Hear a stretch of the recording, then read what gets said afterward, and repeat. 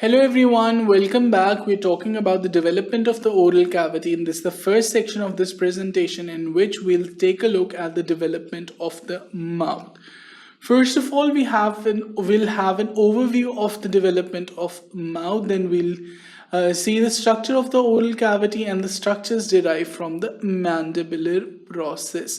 In the structure of the oral cavity, we'll see how various structures help in the formation of the embryonic oral cavity, and and how do they transform into the adult oral cavity. So let's see how that happens.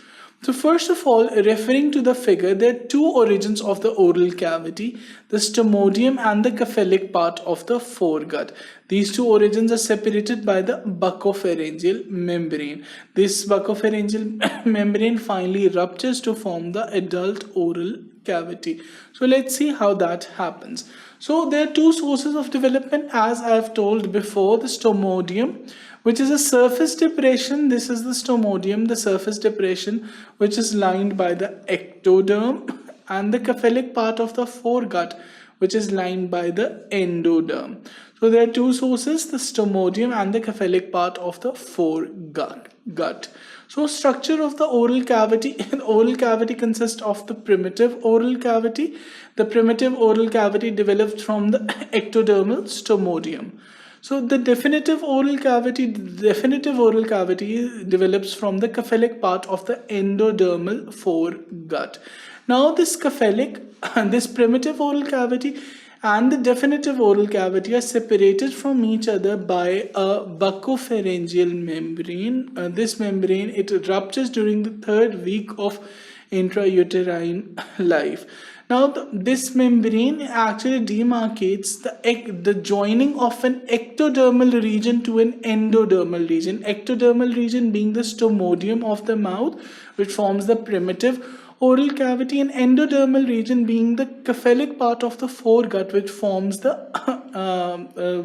the definitive oral cavity. However, the demarcation between the ectodermal and endodermal union cannot be easily defined, cannot be defined at all rather. So when the buccopharyngeal membrane ruptures during the third week of intrauterine life, the oral cavity is formed, and there is no demarcation between the end of the stomodium and start of the cephalic part of the foregut.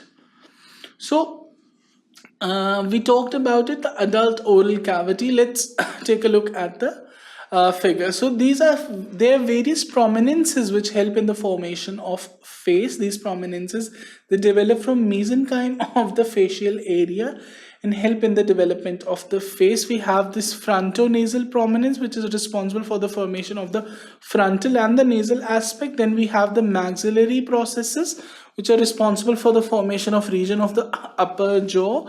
And then we have the mandibular processes, which are responsible for the formation of the lower jaw. So these frontonasal prominence is a single prominence or a swelling. We have paired maxillary processes in green. This is the paired maxillary process, and these are the paired mandibular processes in pink. In the center, there's stomodium. Now this frontonasal prominence, it divides into a medial nasal prominence and a lateral nasal prominence. These are again the maxillary prominences, and this pink is the mandibular prominence. And this, you can see, this is how the adult face in humans is formed. So let's see. The adult oral cavity is derived from ectodermal stomodium, except for the mouth of the oral cavity. So the adult oral cavity is derived from stomodium, except for the region of floor of the mouth. The floor of the mouth it originates from the cephalic part of the endodermal foregut. Now the rest of the mouth is ectodermal. The rest of the adult oral cavity is ectodermal in origin. So ectodermal origin gives rise to the epithelial cells which line the cheeks, the lips, the gums, and the hard palate. So ectodermal cells, these line the lips, the cheeks, the gums, and the hard palate.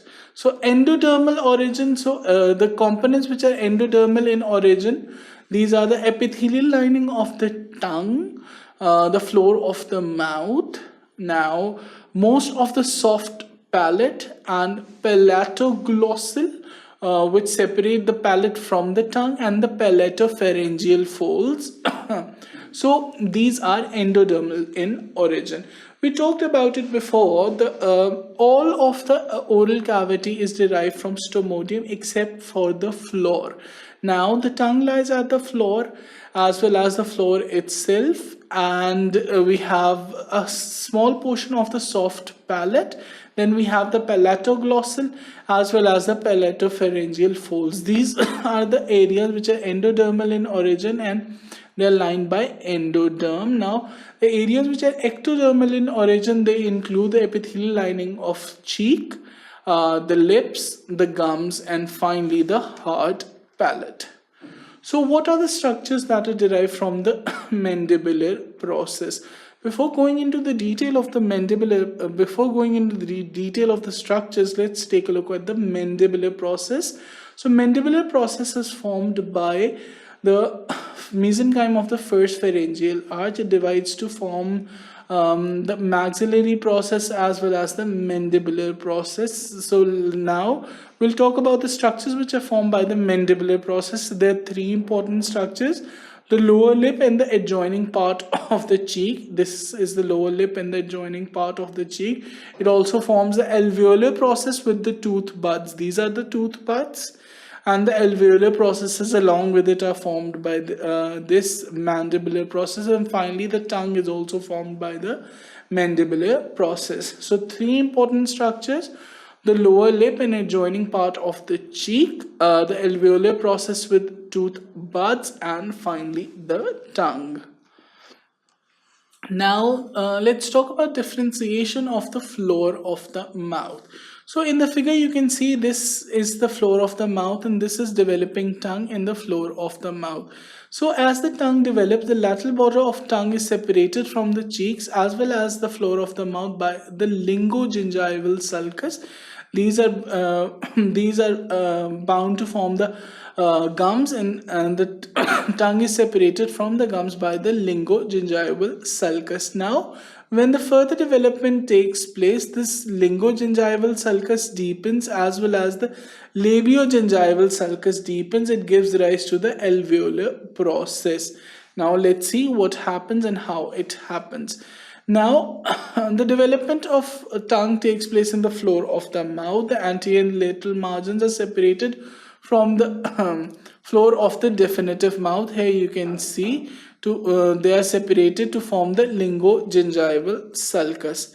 Now, this separates the lips and cheeks from gums and teeth of the lower jaw. Now, lips and cheeks are separated from gums and teeth of the lower jaw with the help of lingogingival sulcus. Labiogingival sulcus.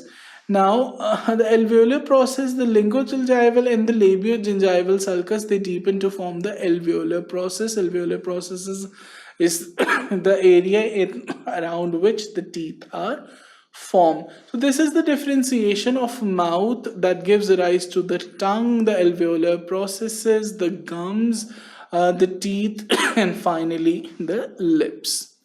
So this was all about this section. In this section we talked about, we had an overview of development of the mouth. We saw how the oral cavity developed, what were the various components that help in its development, and how it is differentiated to form the adult oral cavity.